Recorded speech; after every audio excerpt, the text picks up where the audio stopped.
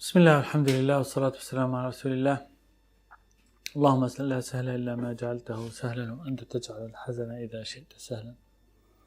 رب اشرح لي صدري ويسر لي أمري واحلل عقدة من لساني يفقه قولي. So continuing with the rules of art branches in Islam, just one last thing about sculpting.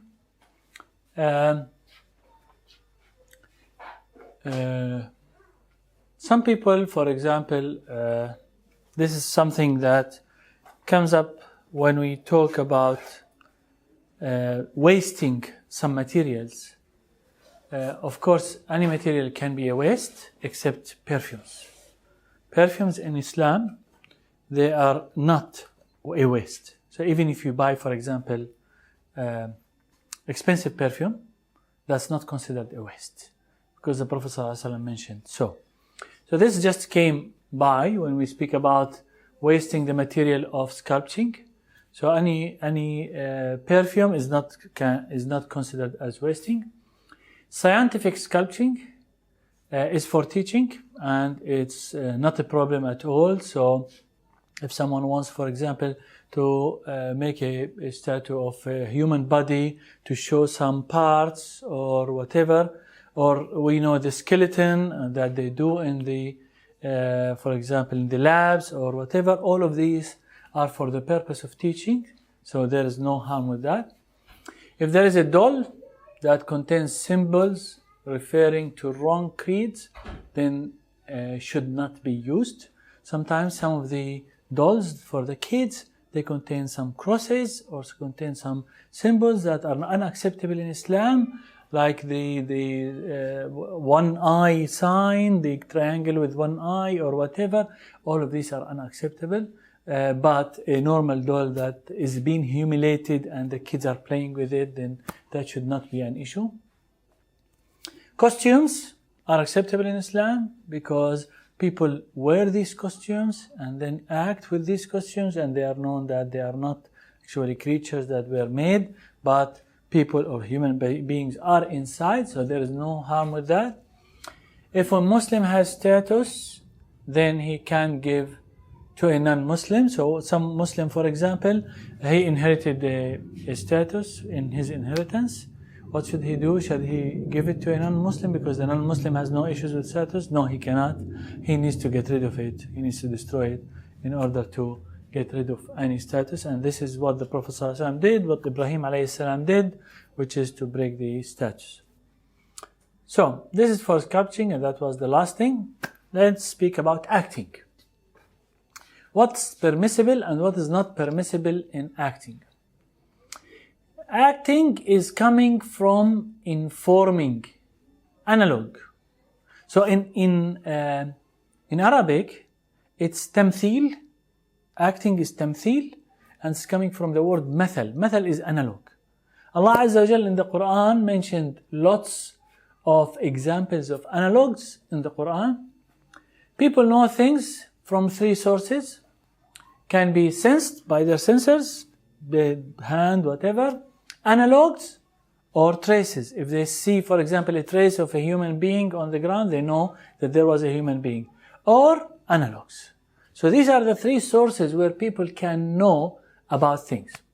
Allah mentioned lots of matters in analogs, such as donating for the good purpose, donating for the wrong purpose, how it is like a bold rock where the rain comes and nothing will remain on the surface, or a dark sea with all of these darknesses on top of each other, or illusion where the person walking and thinking there is water. All of these are analogs that Allah Azza wa Jal mentioned in the Quran. So when we speak about analogs, there is no harm or no problem in Islam to have the analogs, and acting is coming from the word analog. If the intention for acting, so someone wants to do a movie, to do a play, to do any sort of series, if the intention is to understand the facts by acting, then the analog is accepted. So, because it's an analog, when you bring people to act, about something that happened in the past. So this is an analog. So Allah Azza wa Jal gave analogs in the Quran. So meaning that we are not doing anything that is new, we are exactly following what Allah Azza wa Jal wants us. So we are doing analogs. For example, if you want to give information about the history of the battle of whatever, of Al-Yarmouk, of the battle of any of these battles, and then you made a play. We are going to come to speak about, can we, for example, have actors that are acting on behalf of prophets or companions or righteous people or women and so on. We'll speak about all of that. But the concept here, the main concept is speaking about giving, for example, a movie about the battle of Yarmouk or the battle of Hattin. And so you are putting all the documented history about that battle of Hattin, and people are acting. So when people are watching that movie, they are learning. So with that intention and with that, people are getting all of these facts and learning, then this is acceptable. No, this is actually a good deed. It's not something that is just permissible. Look what Allah Azza wa Jal did to Dawood. What did Allah Azza wa Jal do to Dawood? Dawood was judging.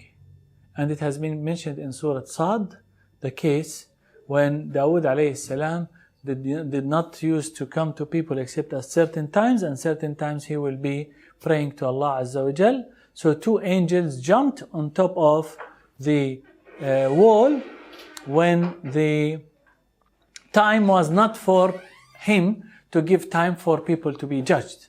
So these two angels came to the Prophet sallallahu alaihi wasallam, Dawood alayhi salam, and then started and spoke to him and said, "O Dawood, this my brother, he has 99 sheep, and I have one sheep, and he asked me to take my sheep, and he pushed me hard to take my sheep." So then Dawood alayhi salam, what did he do? He said, he has wronged you, and so Dawood judged without listening to the other person.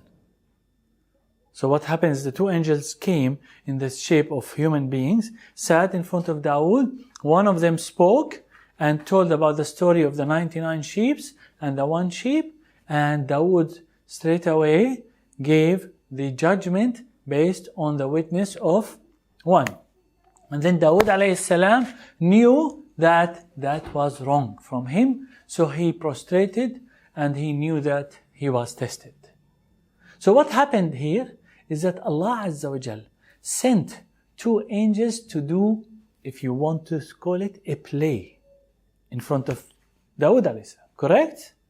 So meaning that that concept is not actually prohibited in Islam.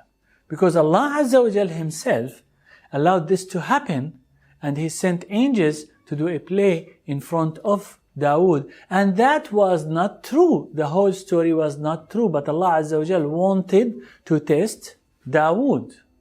So meaning that even with some plays, when you want to, for example, enforce or highlight some Islamic manners in the play, and you created something out of nothing, so a story that is not true, but you created that story that's not true in order to plant some good manners of Islam. So that will be the same like what Allah Azza wa Jal has done with Dawood alayhi salam when he sent the two angels for him. Okay? So that's where actually acting in general, if we're speaking about in general, it's permissible. There is no harm with it, so long as it is within the boundaries of what is acceptable in Islam. The angels used to come in the shapes of human beings, so that's a sort of acting. All the facts that angels used to shape in the human shape are evidence that acting is acceptable in Islam. Because when acting, people who are old become young, who are young become old, so they change their shape. Without a beard, they have a beard, they put a turban, although they don't wear turban, and so on. So with acting, people change their shapes, and then they try to pass a message. So the whole concept of acting is to pass a message. If that message is acceptable in Islam, then there is no harm with that acting. Ibrahim alayhi salam, as it has been mentioned, that he had lied 3 times, and these lies were not actually lies for the purpose of misguiding people, but they were lies for the purpose of teaching people. And the lies that he said, for example, ask this statue, when he broke all the statues and left one, and he said to them, ask him. And the other one, when he said, I feel from looking to the stars, it looks like I might be sick. So he was just trying to make fun of them, because they used to use the stars to say, oh, today I'm going to be sick. They will be looking at the stars. And then when he went to Egypt, and the Pharaoh over there liked his wife, he said, this is my sister. So it was not a true story. All of this, he did not want to mislead anyone, but he wanted to be part of the message that he was conveying. So all of these, you can consider them as acts. He was acting in order to pass some messages. Acting which is even not true is acceptable based on that. So if an acting that someone is speaking to our acting, and one is saying, yesterday I was in the train station. But yesterday he was not in the train station. So he was in the acting, he's telling some information that are not true. In Islam, this is acceptable because it's not meant to be lying. That's number one. Number two, the people who are watching it, they know that's not true, but they understand that they are trying to make a play for them to pass a message. So in Islam, this is acceptable. Abdullah ibn Amr told the person whom the Prophet told he is one of the people of Jannah. You know, when the Prophet ﷺ was giving a talk, a khutbah, and then he stopped and he said, one of the people of Jannah will enter now to you. And then one of the persons entered there. And then everybody was looking at him. So they wanted to know why. What did Abdullah ibn Amr, or Abdullah ibn Umar, Abdullah ibn Umar came to him and said, I had a dispute with my father. Can I sleep over in your house for 3 days? But he did not have a dispute with his father. So it's something that he made up in order to have an excuse to sleep over in his house, to see why he was mentioned by the Prophet ﷺ that he's one of the people of Jannah. And we know the story that he slept with him 3 days and 3 nights. He did not see him praying Qiyamul Layl. He did not see him doing ibadat much. He did not see him fasting. He did not see him doing more than the regular things. But he said to him that when I sleep and put my head on the pillow, I just forgive everyone. And that was the reason why he was from the people of Jannah. The concept here that we are speaking about is that even Abdullah ibn Umar, when he went to the person, he said to him, I had a friction with my father. I had some sort of dispute with my father. Can I sleep over in your house? Although that was not correct. So that's a sort of acting that is acceptable in Islam because it's not misguiding him. Al-Hasan wal-Husayn. Who are Al-Hasan wal-Husayn? They are the grandchildren of the Prophet ﷺ. Once they came and saw one old man making wudu, and his wudu was not correct. What did they do? They came, they said to the man, oh father, old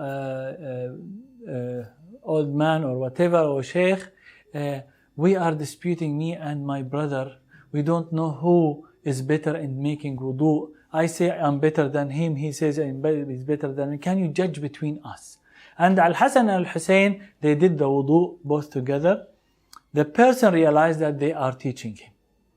So he said to them, both of you are better than me. So they actually taught him. Although there was no such argument between them.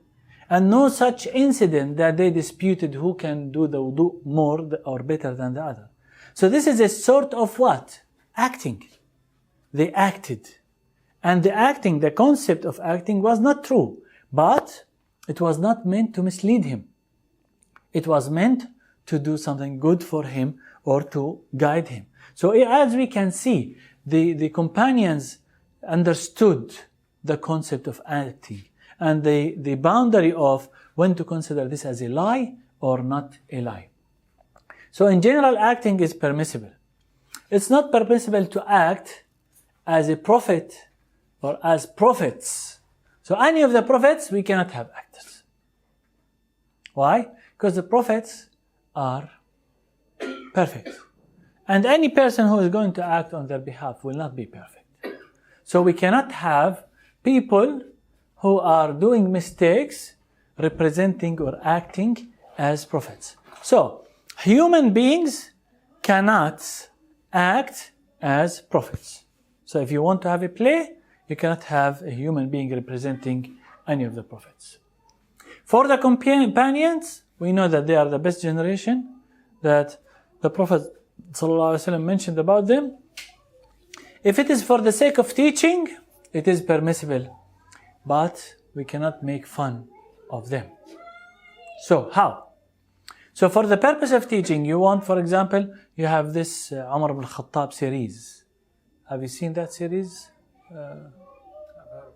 You've heard of it. It's good to actually watch it. But it's good to understand that you need to criticize some of the times where actually there are some of the history that is not 100% correct. But in general, it has lots of information, which are historical information about Umar ibn Khattab, during the life of Umar ibn Khattab from the beginning and the end. So that sort of series is teaching people. But you cannot, the person who is representing Umar ibn Khattab, he can represent Umar ibn Khattab. But you cannot get Abu Jahl start swearing on Umar ibn Khattab inside the play, because that's unacceptable. Okay? So you have, if you are acting and putting a person to act on behalf of one of the companions, the respected companions, then what? You cannot have anyone to humiliate that character. So because the companion is respected, that's the condition of having any of the companions being represented during acting. With the prophets as actors, does that mean it's not advisable for us to be watching such films? If it is speaking, if it's human beings, yes. It's not. Because there's some that are made with... There's some, for example, I realized that some are made about Yusuf alayhi salam, about Musa alayhi salam, with normal human beings. That's not. That should not. With Isa alayhi salam, a lot. Lots of the Christians made movies about Isa alayhi salam. That's not unacceptable. Should not be happening that we actually watch these movies that the prophets have been represented as human beings. It should not. But companions, no harm, inshallah, so long as these companions not being humiliated during the act. It is not permissible to act as the wives of the Prophet ﷺ, as Allah prohibited anyone to see them except certain people. In the Quran, normal women can be seen by 9 categories of men. But the wives of the Prophet ﷺ can be seen only by 7 categories of men, not 9. So they are more restricted in who can see them. And if you want to put a female to represent one of the wives of the Prophet ﷺ, if she is less beautiful than the wives of the Prophet ﷺ, or more beautiful than the wives of the Prophet ﷺ, it's not going to be looked at in the right way. And knowing that mostly women might be a source of attraction, that all being considered. So actually in an act, representing any of the wives of the Prophet ﷺ is not acceptable in Islam. Also the actor, either they are more beautiful or less beautiful, and that is not suitable for the wives of the Prophet ﷺ. Umar al-Mukhtar, look at this. Everyone of us have seen the movie of Umar al-Mukhtar, correct? Have you seen Shamil Umar al-Mukhtar? Abdullah, have you seen Umar al-Mukhtar? Have you seen Umar al-Mukhtar? The Lion of the Desert. Oh, yes, I have. The Lion of the Desert. Anyone did not see it? Oh my God. We should watch that movie actually. The Lion of the Desert, which is Umar al-Mukhtar, is one of the mujahideen in where? Libya. In Libya, when the occupation of Italy came to Libya, at that time, everyone was submitting to the occupation except Umar ibn Khattab. He was an old man and he started a revolutionary movement in Libya against the Italians who occupied Libya to take all of the resources and to control the country. And at the end, he was hanged. The movie of Umar al-Mukhtar is really beautiful. It gives lots of historical things that are correct. Such a movie is very beautiful and everyone is encouraged to watch that, and he will know the history of the occupation of Italy to Libya and how there were Muslims led by Umar al-Mukhtar, and you will know the characteristics of Umar al-Mukhtar. And there is actually, I think the actor was Anthony Quinn, one of the famous actors around the world. He's not a Muslim, and he did the acting in a very, very professional way, and the whole movie is really professional. It is recommended for such. We would not know about Umar ibn Mukhtar in the history without watching that movie.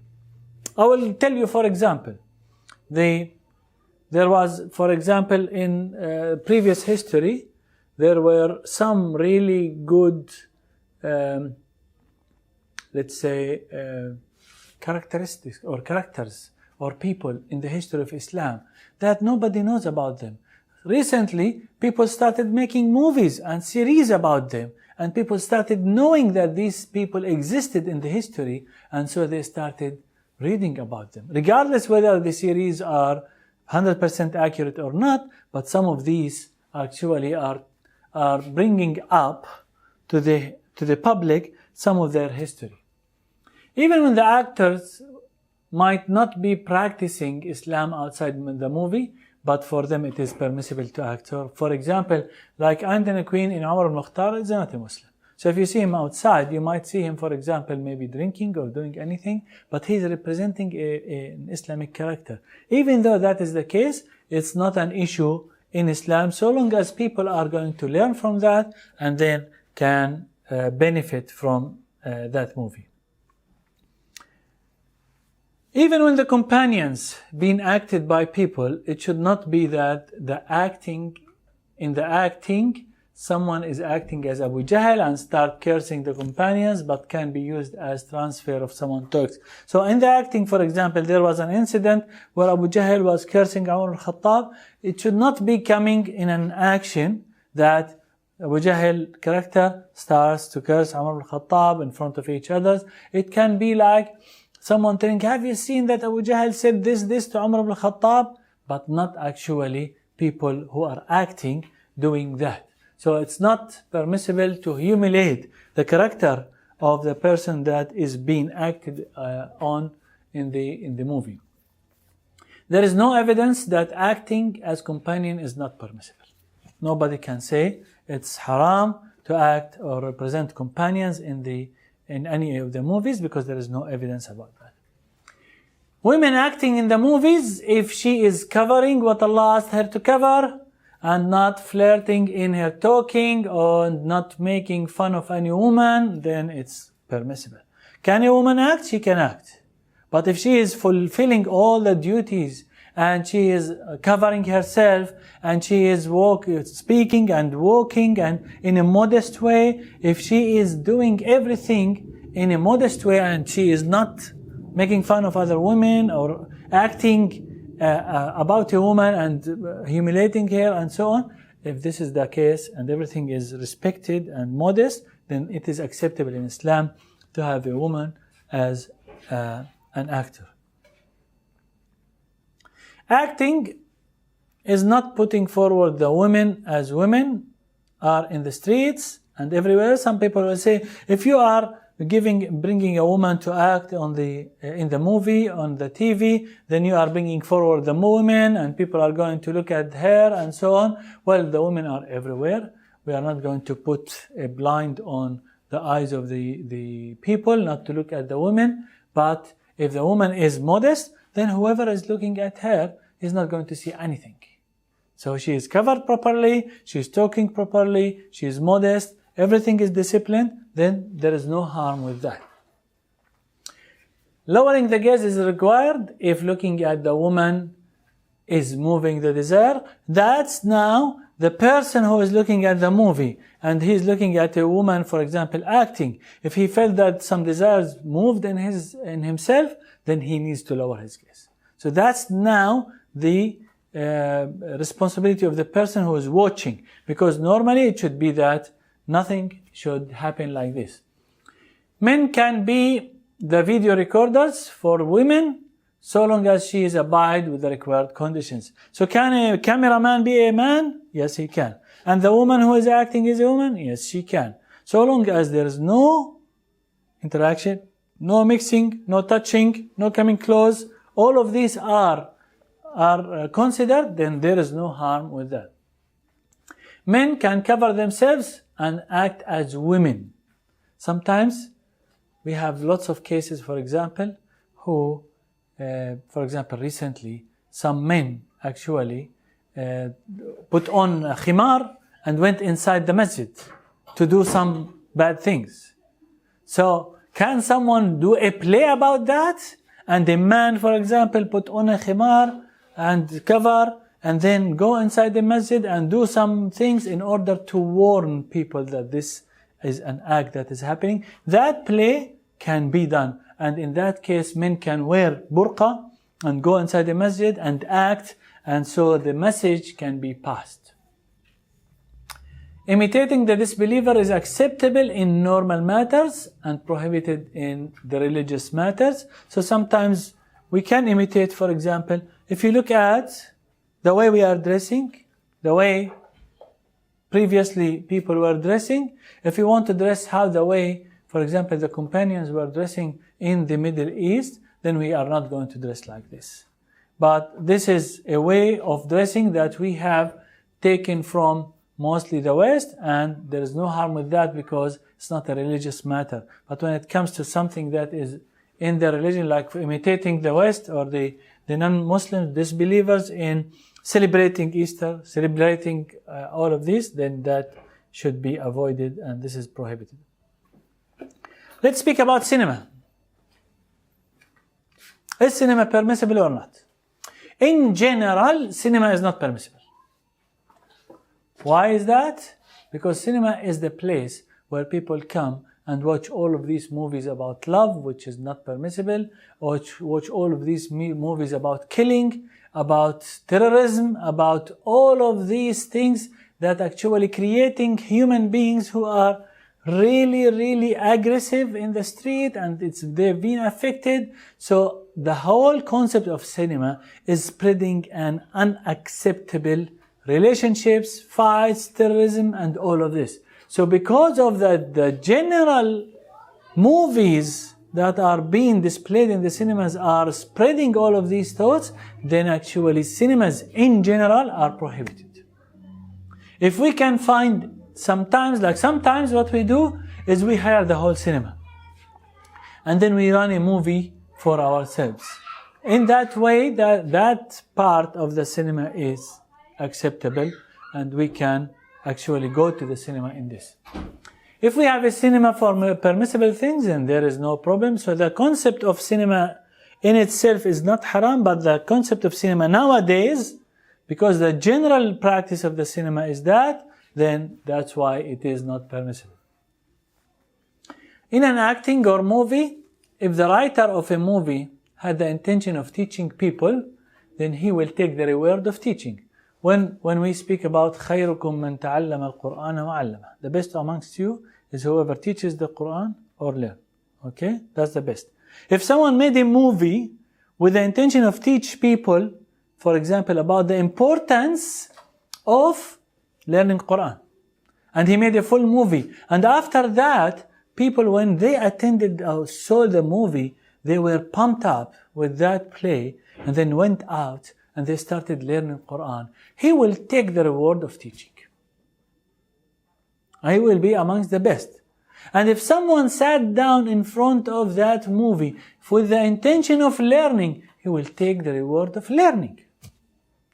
So now, with the current situation, with the current technology, we have this technology of movies and all of the social media and videos and acting.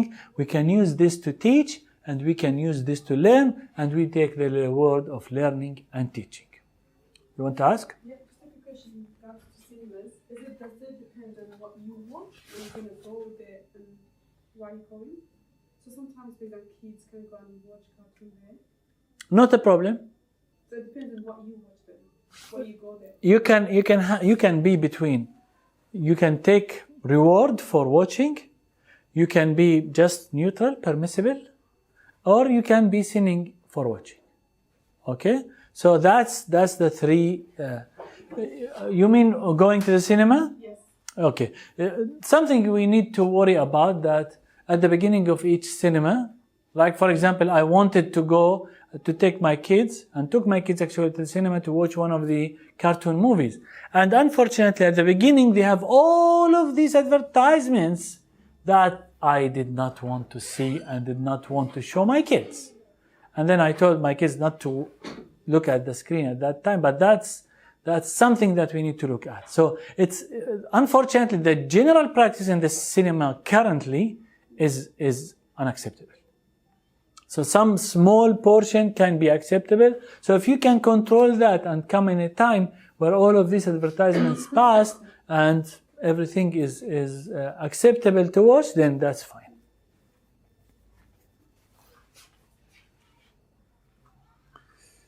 Going back to acting, in acting, there should be care taken when matters related to divorce and marriage. So someone, for example, they are acting, and then they are acting the marriage, and someone is practicing the whole marriage actually, and he will be saying to him, I gave you my daughter as a wife, and he will say accept. If they fulfill the requirement of marriage while they are acting, they are married, because the Prophet ﷺ said the joke in it is serious.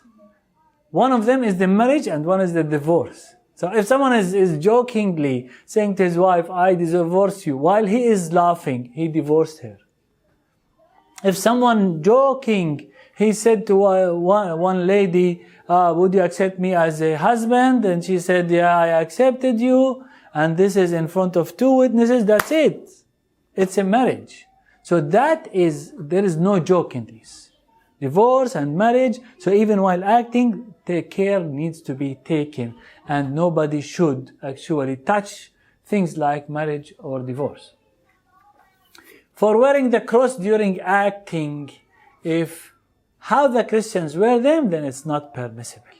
So sometimes, for example, people will be wearing normal crosses while they are acting, and that's something that needs to be considered, because it's not permissible for Muslims to wear crosses while they are acting. If in the clothes some flags like the Sweden flag or whatever that has a cross in it, that's fine. But if it's a pure cross, this is how actually the Christians wear the cross, then we should avoid wearing these clothes. Watching movies with uncovered women for the purpose of learning acting, is not permissible. If there is an alternative. Someone will say, I want to watch some movies because he is studying acting, he's studying art, and he wants to see the professionalism, so he wants to watch some movies, and there is an alternative to watch, he needs to watch the alternative. If there is no alternative to watch, but he's required to watch that movie in order to learn some tips in his speciality, then the scholar said, it's okay, but he needs to lower his gaze as much as he can in order to learn the professional acting and the way the people act, so he can take acting a further step to an Islamic acting, rather than actually stick to where it is. If a non-Muslim enters the masjid during acting, is not a problem, as lots of non-Muslims used to enter the masjid at the time of the Prophet ﷺ, and we know about many cases where non-Muslims actually entered the masjid. So if they are non-Muslims, enter the masjid while they are acting, no problems. So long as they don't stay there for a long time or sleep over there or something like that. A non-Muslim saying the Shahadatain while acting. So someone who is a non-Muslim, while in the, like lots of the movies, there are non-Muslims who are actually acting.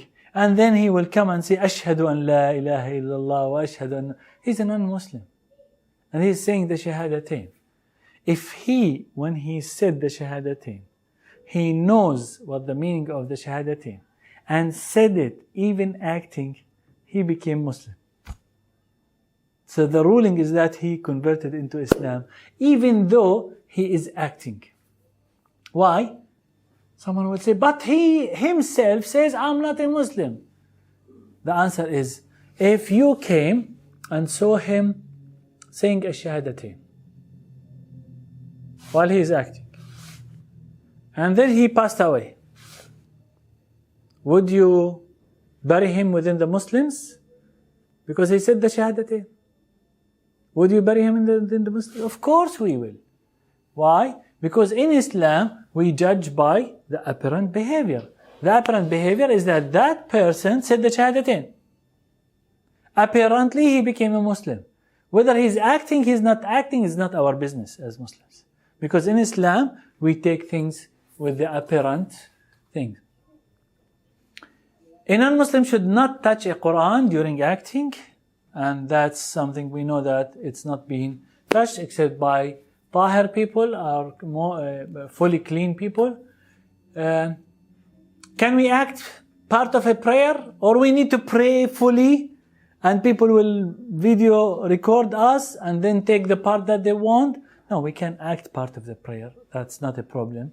You don't need to pray the whole prayer. You can act as if you are praying. Some people in their acting, they'll say, Wallahi, Wallahi, Wallahi. Is this actually an oath? Is this a swear by Allah Azza wa Jal that need to be fulfilled? No, this is what is called in the Quran uncountable swearing by Allah Azza wa Jal, which is al-laghu. There are two types of ayman. There are two types of swearing by Allah Azza wa Jal. The first type of swearing by Allah Azza wa Jal is swearing by Allah Azza wa Jal firmly, and the second type is swearing by Allah Azza wa Jal out of just that's the norm. Move the chair. Wallahi, I will move it. Wallahi, I will do that. Wallahi. So the norm is this. Allah Azza wa Jal actually was not happy with those who say Wallahi and swear by Allah a lot. So we should be modest when looking at this. Some acts are to make people laugh, like comedians. Lots of comedians do the acts in order for people to laugh. There's no harm with that.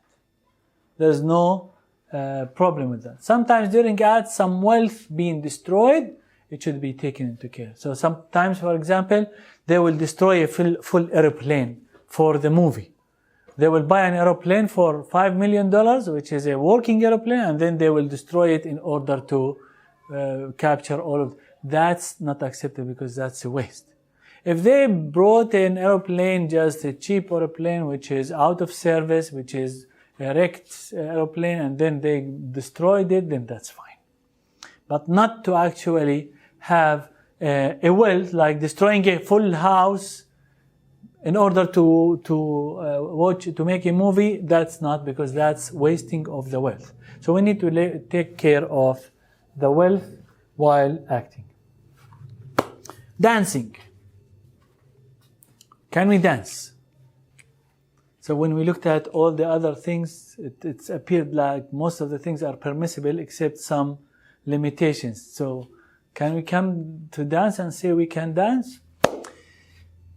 Dancing, if has hitting in the ground and sound and inclination, it's not allowed in Islam. In general, it's not allowed in Islam. There is a dancing of the Abyssinians in the masjid that was mentioned in the hadith of the Prophet ﷺ, that actually Aisha radiallahu anha used to watch the Abyssinians where they were playing in the masjid or dancing in the masjid.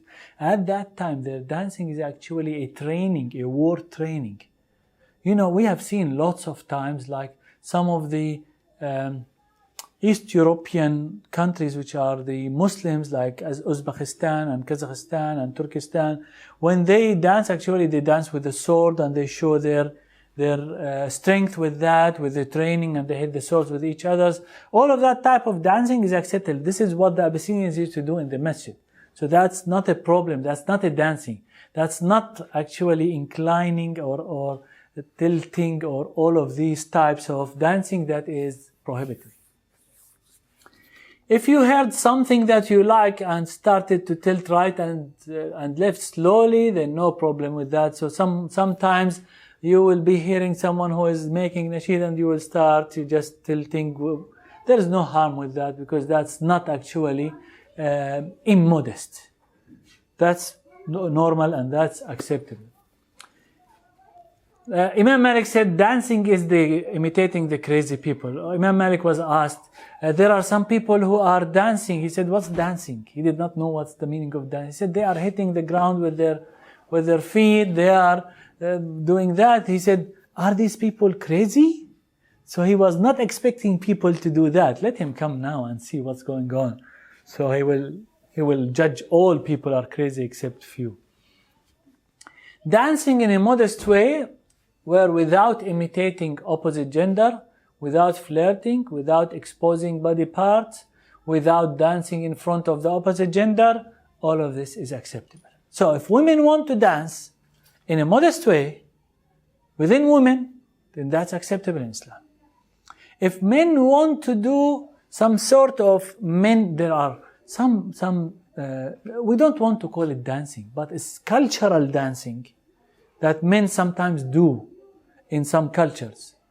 And these are modest. They are not, like the men are not going to tilt and do some acts like the women or whatever. If it's a modest way of cultural dancing, then this is acceptable in Islam. So long as we are abide with these conditions. What are these conditions? We are not imitating the opposite gender. Because some dances are for the females and some dances are for the males. Nobody is imitating the other.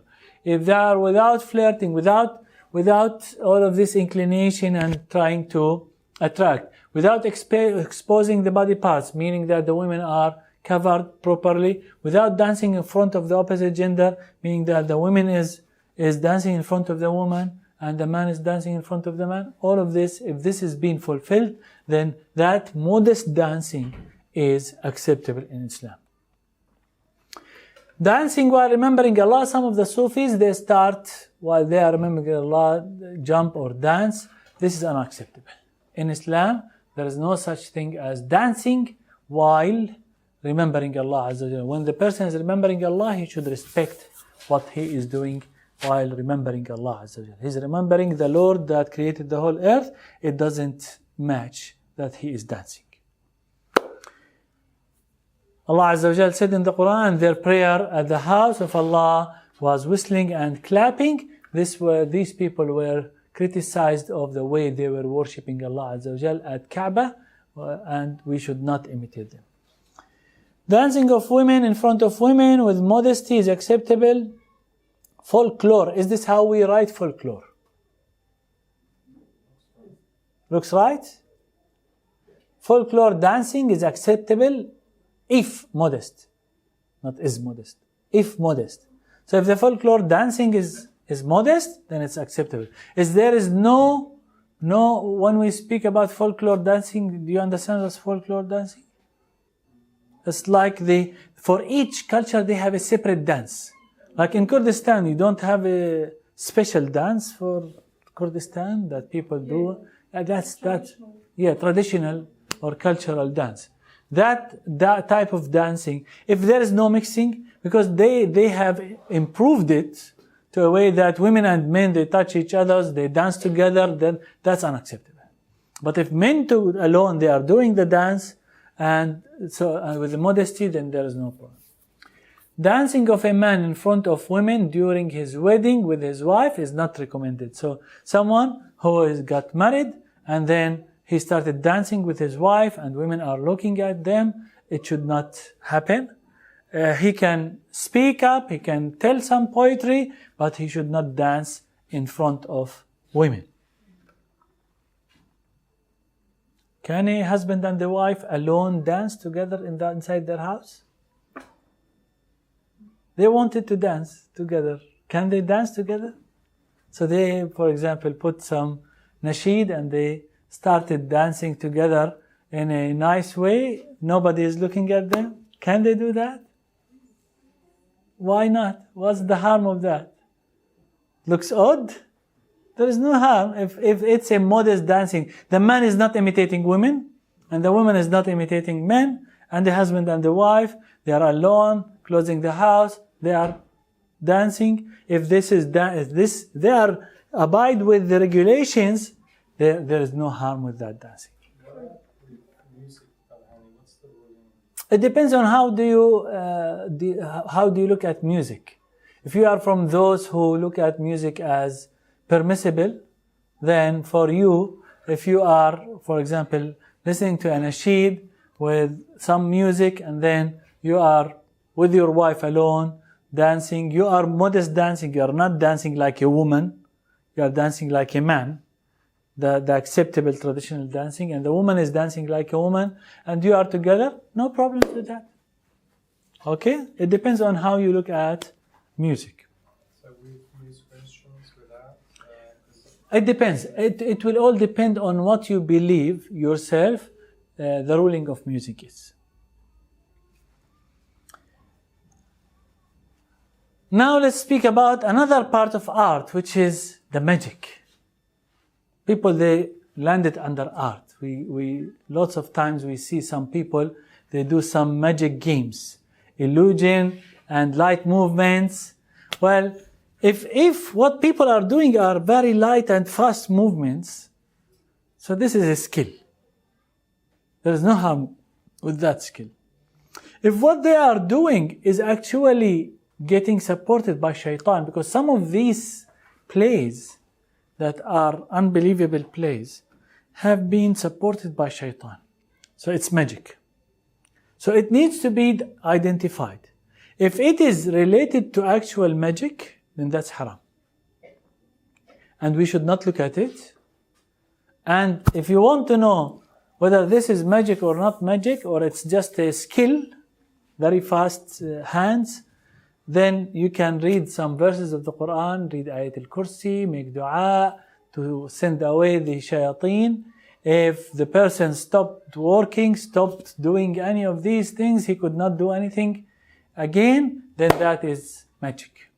And it happened to me personally. Once in one of the schools, in one of the labs, you know this skeleton in the lab?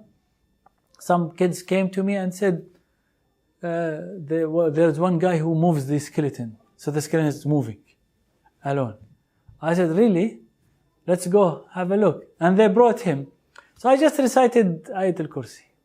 He could not move the skeleton at all. So I said, I cannot move the skeleton while he is inside. Get him out, I will move the skeleton. So you can define the magic straight away. With the verses of the Quran, with the dua, with the remembrance of Allah Azza wa Jal, that can be identified. So, the current day magic, any involvement with shaitan, we know the punishment in Islam. Can I attend these plays? Yes, if it's not involving actual magic that is related with shaitan. If it is just light movements and fast movements of the hand, then that's acceptable. Does that also include watching it on television? That includes watching. It should not be if it is related to satanic involvement. Circus. In circus, we are not going to speak about anything else because we spoke about, for example, acting. But in circus, we see a lot. They train the animals. Can we watch? Sometimes they hit the animals. Can we watch that? Well, we can watch that because training animals have been in the history of Islam since the Prophet ﷺ for many reasons. They used to train even the animals. For example, if a mother cow, her son passed away, they used to force the animal to actually breastfeed another son who is not her son. They used to force her and train her. So training can be for many reasons. They used to train, for example, the dogs to look after the sheep. They used to train lots of... So training, so looking at a circus where animals being trained, it's not a problem. But if they do this, they put sometimes 2 roosters to fight each other, and one will kill each other, so people can enjoy. This is not allowed. So if the actual animals are fighting each other and harming each other, then that's not permissible in Islam and not permissible to watch. Comedians, can we watch comedians? That can be a cure for some psychological problems and mental problems. So if this is part of the remedy and part of the cure and the treatment, yeah, they can. And we said that sometimes these comedians will tell some lies, but the people who are listening to them, they know that these are not true talks. So it's acceptable to have that. Stories, even if it is not true, but he needs to tell what the audience will know. He is not truthful. So the person, it's better for him. Like, for example, you want to tell a joke so people can laugh. You say from the beginning, this is not true. But they say that someone did this and did that, and people will laugh. But they are laughing while knowing that what he said is not true. So he did not lie to them, but he told them from the beginning, I'm telling you something that is not true. Festivals. In festivals, sometimes, like for example in concerts. So in a nasheed concert, halal nasheed concert, and people will stand and they start tilting slowly. You know how they start like. If they did not overact and they started, for example, really showing off in a inclined and flirting and bad way, then if it's just small tilting, like what we have said before, just the normal people can do, then that's fine. So long as there is modesty in it, there is no attraction, there is no reason behind the boys or the girls are doing this and to attract each other, that's not acceptable. If it is a mixed environment where boys and girls are next to each other, this is not acceptable in Islam.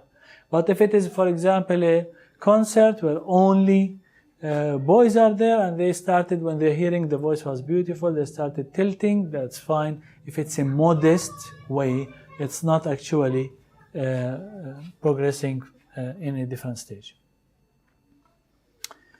Can I watch some episodes? Like there is a series about Umar al-Khattab. Yes, watch. There is a series about Al-Hasan and Al-Hussein. Yes, watch. Watch them with the intention to learn some historical information so you can get reward, but at the same time be careful, and if there are some things that you believe that might be not correct, so either if there is someone next to you watching, warn them that that might be wrong. So you can watch if there is, of course, no uncovered women and everything is modest. There are women inside the episodes, no problems. They are modest, they are talking in a modest way, no problems. So if they are disciplined and covered and they are not behaving in an unacceptable way, then there is no harm. Can I study art at uni? Of course I can. But there are some places, like when the people study medicine. There are some places they need to try their best to avoid, because there is something that is unacceptable in Islam. So in the art, there are some subjects, there are some projects, there are some things that sometimes the lecturer will ask them to do which are not acceptable in Islam. Then the Muslim should, whether a male or a female, should stop at that and highlight that I don't want to do that because that's not compatible with my religion. And that should be clear for the person. Can a woman be a podcast or give the news? She can. As we said before, women can work in any profession. So giving the news is one of these professions. So long she avoids mixing, she's not putting makeup, no touching, no speaking in a shaky way, no exposing any of her body parts. She is modest, she is covered, she is speaking in a modest way, she is not having any makeup on her face, and she is not interacting in a weird way with the cameraman or whoever is in control. She is not touching, she is not mixing. If she is abide with that law, then there is no harm for the woman to give, for example, the news or to be on the TV. That's acceptable in Islam.